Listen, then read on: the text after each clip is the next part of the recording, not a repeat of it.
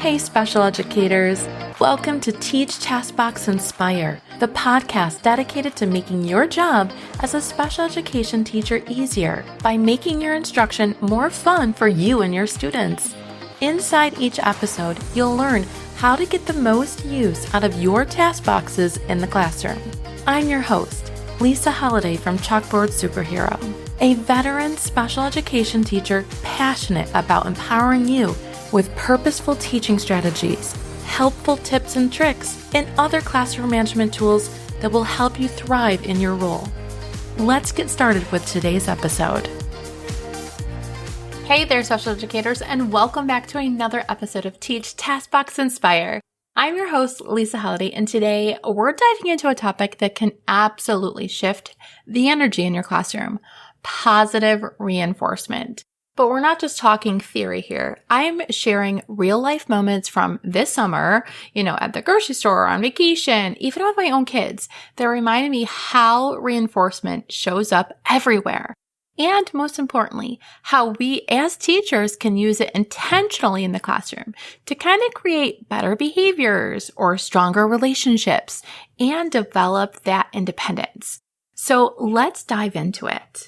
So you might be asking, all right, Lisa, what is positive reinforcement and what is it not? And I hear this all of the time where people kind of think it's fluff, right? They're like, oh, that's a bribe. You're just bribing your kids to kind of like do the right thing. You're bribing your students. Let's roll that back. Let's really talk about it. Let's talk about an example. So this summer we were in New Jersey for my daughter's dance competitions, and we were getting ready for a long beach day.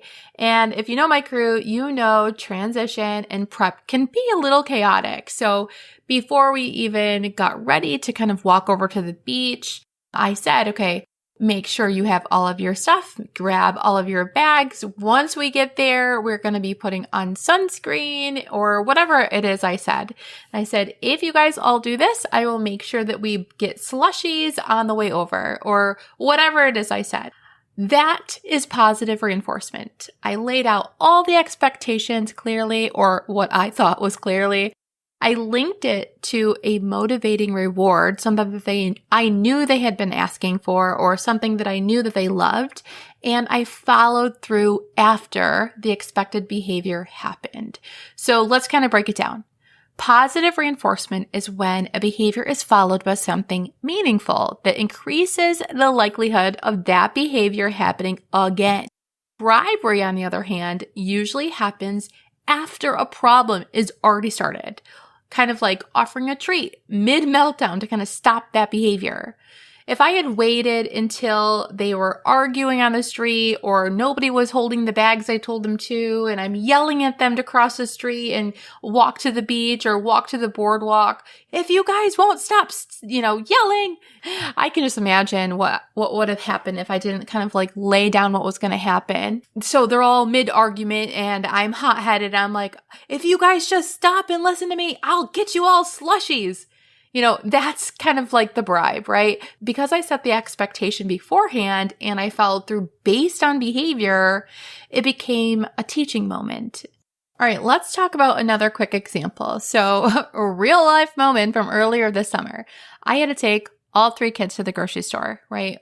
Wegmans is right across the street. I said, okay, I'm just going to be in there for a second. So you already know this is not anyone's idea of a fun time, but before we went in, I gave them all a job and they love working for Kinder Eggs. So I said, okay, here's what you have to do. You have to be a good listener. You have to be respectful. You have to stay next to the cart.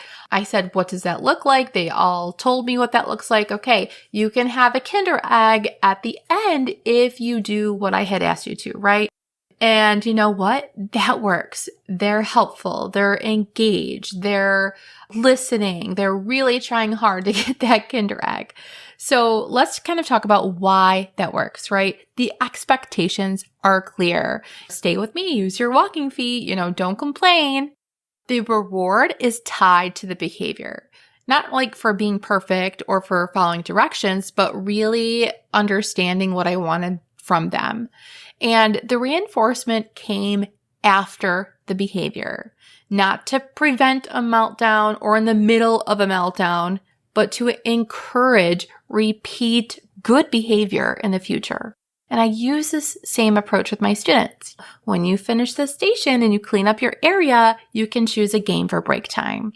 It's clear, it's simple, and it's built on success. All right, let's really talk about how you can use positive reinforcement effectively in your own classroom. So let's talk strategies, especially the first week of school. You have to be clear and specific. I want you to say, when you finish your math task, you can choose a sticker. Or if a student has a token board, same thing applies to that. When you finish this math worksheet, you can have a token. But you're not going to say, all right, if they're throwing their paper on the floor and they've tossed all of the math materials onto the ground and they start crying. You're not about to say, if you do this, I'll give you a sticker. Just please stop, melting down. That's not really the behavior you want to reinforce. But anyways, number 2 is you want to reinforce the behavior, not the person. So you want to say things like, wow, you stayed in your seat the whole time. Nice job. Instead of saying, you're such a good boy, right? We want to be very specific with the praise that we're giving, and you want to make it meaningful. So this summer, I kind of noticed that my son didn't really care about stickers, but we would work so hard for 10 minutes of iPad time, just like our students. Not all reinforcers are created equal. I have a 6-year-old daughter going into first grade. Stickers work great for her. She loves stickers. She loves picking out her stickers that she earns. But for my son, who's almost 10 years old, was like, yeah, I don't need a sticker. I want iPad time. So the last thing I want you to do is to catch the positives. We often zoom in on problem behaviors, but let's get in the habit of reinforcing expected behaviors as they happen. So if you happen to see Johnny sitting there paying attention, walk over, whisper in his ear, oh my goodness, I love how intensely focused you are right now. Look at your body is so calm and you're paying attention. Your eyes are forward. You really want to point out the very specific behavior that they're doing. And you'll almost see them kind of sit up and smile like, oh, I'm doing what I'm supposed to be doing, right? All right, so let's talk about things at work. So I just want to talk about a few examples that I'm kind of going to bring into the classroom after this summer. So let's talk about Jacob at the splash pad. He has a hard time with very cold water, but he was kind of anxiously waiting on the edge. And I said, okay, just touch the water for 5 seconds and then we'll blow bubbles together. That small reinforcer kind of gives him the courage to kind of touch the water for those 5 seconds. And this really made me think of, for our students, especially those with sensory differences or anxieties, small wins plus immediate rewards is big time success. So even though it was only 5 seconds that he put his hand in there and I could blow some bubbles for him, that got him the courage to do it for 10 seconds, 15 seconds. And then I look away for 5 seconds and he's running through the splash pad. So it just works. Let's talk about chores at home. I do have a 12-year-old and I remember a few weeks ago, she didn't want to unload the dishwasher. So I gave her a checklist and said, okay, once this is done, you can earn 15 minutes of iPad time or, anything really loud. And this kind of reminds me of how pairing reinforcements with students' interests, which my daughter just loves music, can increase buy-in at school too. Also, let's talk about ourselves, right? I've even reinforced my own goals. So I knew that I'm okay, I'm going to do 3 podcast episodes and I will let myself go to Target all by myself. Or I am going to do all of the laundry today and I get to just doom scroll for 1 hour. Think about kind of what motivates you, because every human responds to reinforcement. We're all working for something. And it just depends on the person, the student, the situation, on what reinforcement is going to work in that setting. All right, so let's talk about some quick classroom applications. So these are some reinforcement ideas that you can try this year or even the first week of school. Token boards. This is such a hot topic right now, but they work if they're used appropriately and consistently, but token boards with a highly preferred reward is an excellent idea. Using first-then visuals for students who need really concrete expectations. So going back to that splash pad area, if I would have put up a visual first then for Jacob, like first put your hand in the water, and then I would have had another picture of we can blow bubbles. That would have been a great first then visual for him. Also, you can praise paired with physical rewards. So, wow, you followed directions, pick a fidget, You also can use class-wide reinforcement, like earning letters to spell recess as a team or something like that. That one can get a little bit more trickier because if you have a student with ADHD or somebody who just cannot control themselves, often can make a not so great impact on the whole class. The last thing I want to talk about is self-monitoring checklists for older students who are really building that independence, because this allows them to do things, multiple things, without an adult standing right there all the time.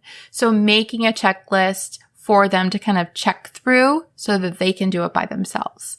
Honestly, whether you're at the pool or in the classroom or managing daily routines at home, positive reinforcement is always happening.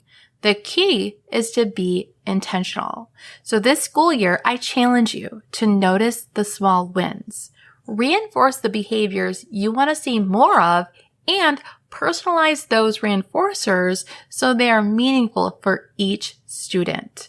You'll be amazed at the shift in behavior, the confidence, and even the connection. That's all I have for you today, guys. If you found this episode helpful, please share it with a colleague who could use reinforcement reset. And tag me on Instagram at Chalkboard Superhero. I'd love to hear how you're using reinforcement this year, especially if it's something that I haven't mentioned on the podcast. I would love to bring it up. Until next time, guys. Bye-bye. Thanks for tuning in to this episode of Teach, Taskbox, Inspire. I hope you've gained some tips and motivation to fuel your week ahead. If you're ready to explore more strategies for empowering your students as independent learners, be sure to dive into my free training at chalkboardsuperhero.com/training. And don't keep all this knowledge to yourself. Share this episode with your special education teacher friends who could use some motivation and inspiration. One more thing before you go. If you're finding this podcast helpful and want to show support, head to Apple Podcasts and leave your rating and review. Until next time, keep teaching, taskboxing, and inspiring.